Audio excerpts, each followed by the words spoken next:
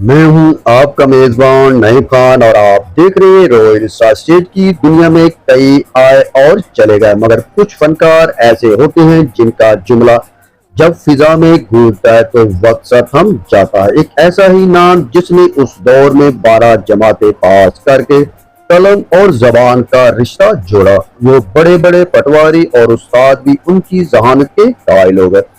وہ چاہتا تو پروڈکشن اور ڈائریکشن کی دنیا پر راج کر سکتا تھا مگر اس نے سکرین پر خادم بننا پسند کیا، ایک ایسا خادم جس کی پکی جگت کے سامنے وقت کے بڑے بڑے ہیرو بھی بے بس نظر آتے تھے۔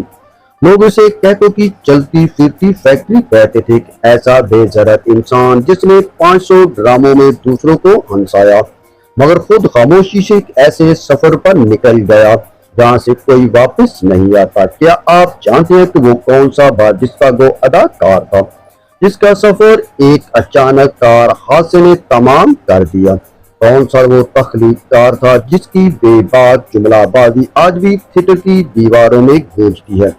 آئیے آج خراج تحسین پیش کرتے ہیں اسٹیج کے اس پڑھے لکھے اور بے مثال ستارے شوقی خان کو، جس کی کہانی جتنی دلچسپ ہے اس کا انجام اتنا ہی غمگین۔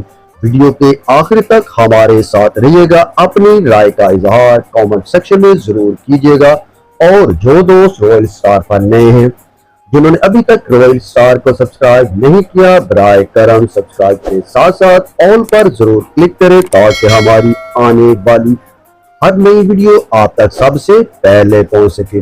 اسٹیج ڈرامے کے بے تاج بادشاہ اور جملے بازی کے فن میں یکتا، کہتوں کی وہ فیکٹری جو حادثے کی نظر ہوگی۔ اسٹیج کی دنیا میں جب بھی بے ساختہ جملوں اور کاٹدار جملوں کا ذکر چھڑے گا تو ایک ہی نام ہمیشہ چوٹی پر چمکے گا، اور وہ نام ہے شوقی خان۔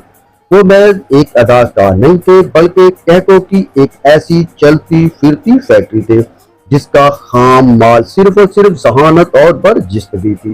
شوقی خان اس دور کے پڑھے لکھے اور مہذب مزاح نگار تھے جب تعلیم کی قدر و قیمت آج سے کہیں زیادہ تھی۔ انہوں نے 12 جماعتیں اس زمانے میں پاس کر رکھی تھی جب 8ویں پاس شخص پٹواری یا استاد کی معتبر نوکری حاصل کر لیا کرتا تھا۔ ان کی یہی تعلیم اور ذہنی وسعت ان کے مزاح میں بھی جھلکتی تھی۔ وہ اسٹیج پر آ کر صرف لغویات کا سہارا نہیں لیتے تھے بلکہ ان کے جملے سماجی شعور اور فکری تخلیق کاری کا نچوڑ ہوا کرتے تھے۔ وہ ایک ایسے فکری تخلیق کار تھے کہ اگر اداکاری کے شوق نے انہیں تھیٹر تک محدود نہ کیا ہوتا تو وہ بلا شبہ ملک کے عظیم ترین پروڈیوسر اور ڈائریکٹر کی فہرست میں شامل ہوتے۔ ان کی ذہانت کا عالم یہ تھا کہ وہ پکی جگت کرنے میں اپنے تمام ہمسروں پر فوقیت رکھتے تھے۔ شوقی خان کی ایک خاص بات ان کی عاجزی تھی۔ انہوں نے تقریباً 500 ڈراموں میں محض خادم کا کردار ادا کیا مگر وہ خادم اسٹیج پر آ کر جب بولنا شروع کرتا تھا تو بڑے بڑے ہیروز اور ویلنز اس کی جملہ بازی کے سامنے مان پڑ جاتے تھے۔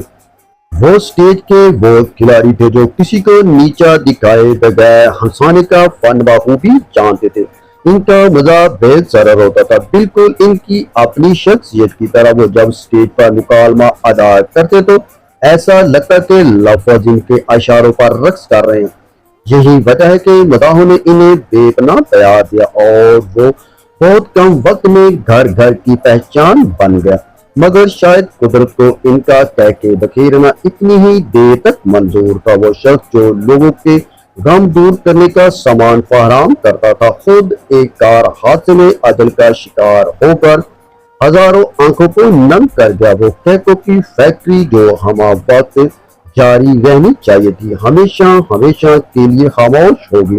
آج شوقی خان ہمارے درمیان نہیں ہے لیکن سی ڈی کے دور سے لے کر یوٹیوب کے زمانے تک ان کے جملے آج بھی اداس چہروں پر مسکراہٹ لے آتے ہیں۔ دعا ہے کہ مالک کائنات اس بے ضرر اور معصوم فنکار کی بے حساب بخشش فرمائے جس نے اپنی پوری زندگی دوسروں کے چہروں پر مسکراہٹیں سجانے میں صرف کر دی۔